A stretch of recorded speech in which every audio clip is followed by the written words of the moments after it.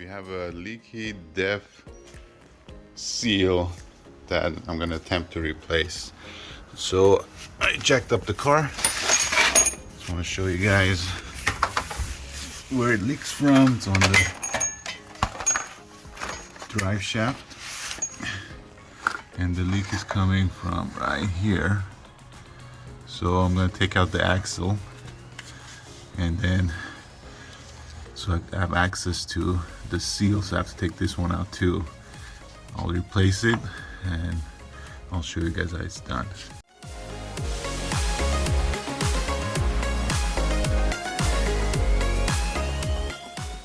So first we need a M12 torque screw socket to separate the axle, and there's 6 bolts that's holding it. Once I separate it, I gotta hang the axle so it doesn't fall down. So there's, as I said, there's 6 bolts here. I have one side tire removed, the other side is still there. I'm using the tire to rotate so I could have access on all 6 bolts. So as I'm taking it out, and I'm gonna be rotating the tire so I have full access to all the bolts there. This is a M Roadster. It's a dual exhaust. I don't know about the regular Z3s, but I don't need to take off the exhaust for this job. All I need to do is separate the axle so I could move it away, so I could pull out the remainder of the assembly, so I get access to the seal right there. So I'm about to take out the last bolt. So this is an M1046 bolt, and has the support plate. So there are 3 support plates per side. It looks like this, and then this is the bolt. In the Bentley manual, it says if it's silver color, you gotta replace it, but if it's black, you don't. It looks like mine is silver, so I ordered bolts to replace. All right, so I separate the axle from the flange. Let me see if you can see the flange right there. It was kind of stuck, so I just put some penetrant, wait a few seconds or a minute. I just tapped it lightly on here. Don't want to damage anything, and then it just separated easily. So right now I don't need to hang it from anywhere. It just right now it's resting on the exhaust pipe. So I'm gonna try to take out this flange, just like that. So the flange is out. So I'm gonna place it right here.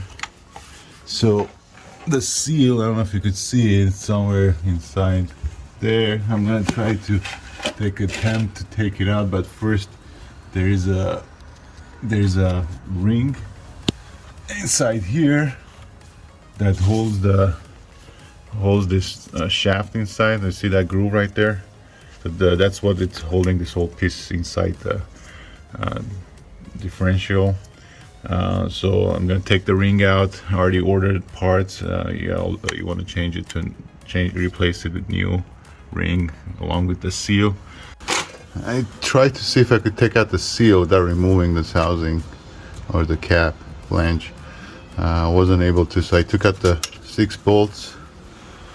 I'm gonna try it open here and take this whole seal housing out.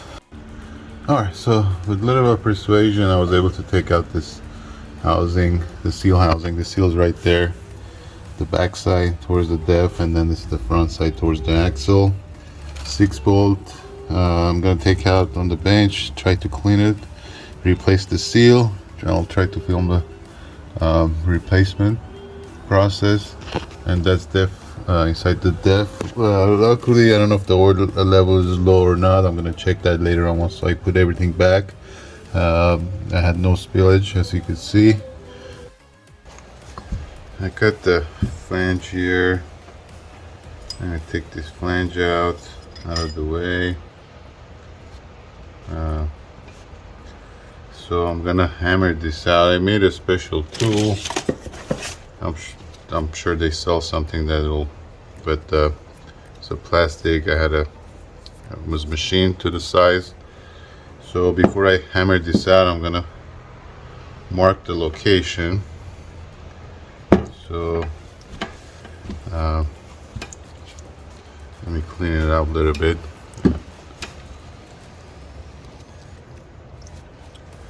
Okay, instead of marking it, I'm just gonna use the caliper to see what do we got. We got 0.823. Let me see if it's all around.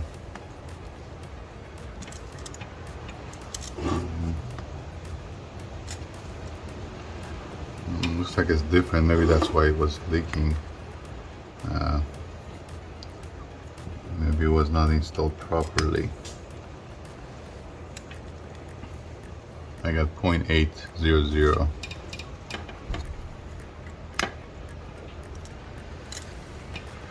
.815.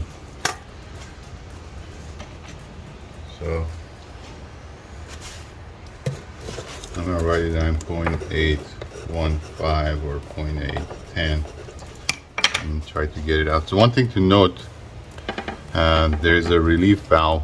I don't know if you could see right there. So you want to make sure when you're installing this back on the car, this should be pointing out. That's the relief valve. If it's installed backward, or if it's installed pointing down, then it's gonna that fuel is gonna leak out. So yeah, the other thing is you want to inspect the o-ring here, make sure the o-ring is good. Let's see if I have I've ordered the o-ring. If I have, I'll replace that as well. So first I'm gonna pop this out.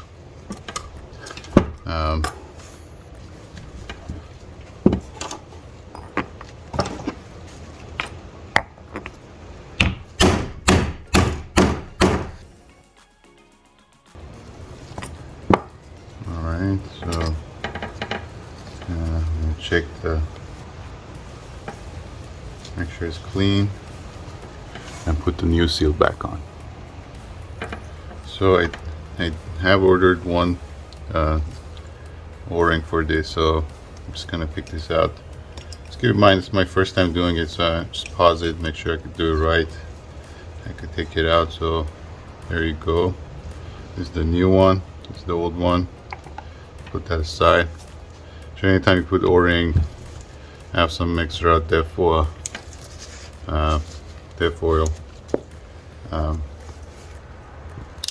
gear oil here. So this is a M Roadster, so it's using a 75W140. So I'll use that, but I'll go ahead and clean everything up and then come back with the installation. All right, now it's clean. So I'm gonna put the o-ring back. There's a new o-ring. Some oil in here.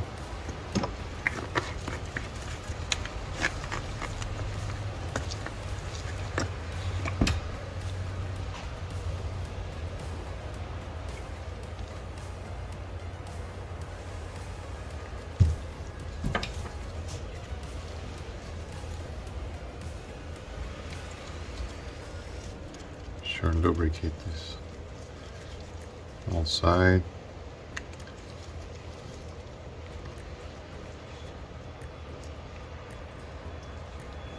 Okay, o-ring is in. And I'm gonna attempt putting the seal. So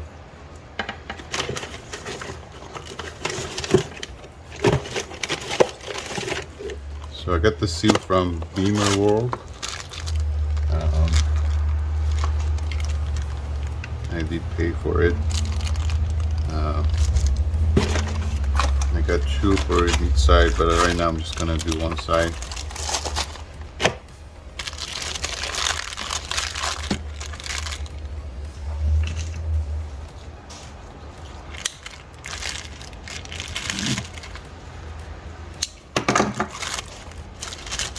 Again, make sure you want to lubricate all of this.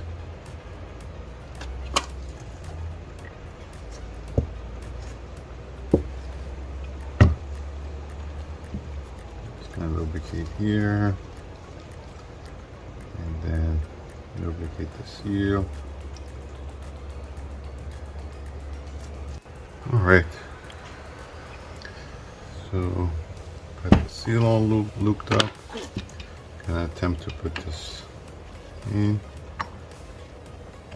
As I said, it's important to make sure this goes in straight. So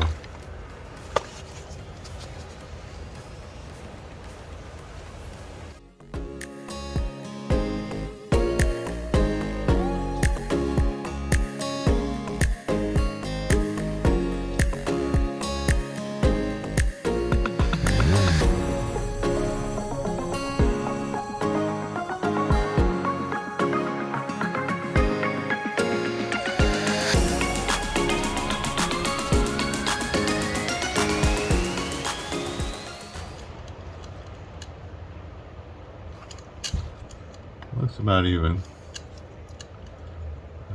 all around. So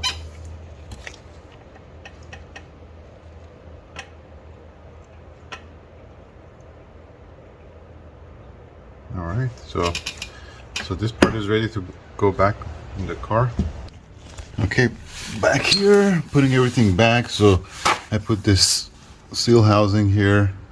I want to make sure that you line up the bolt holes and the ring and the, so you could put your bolt in.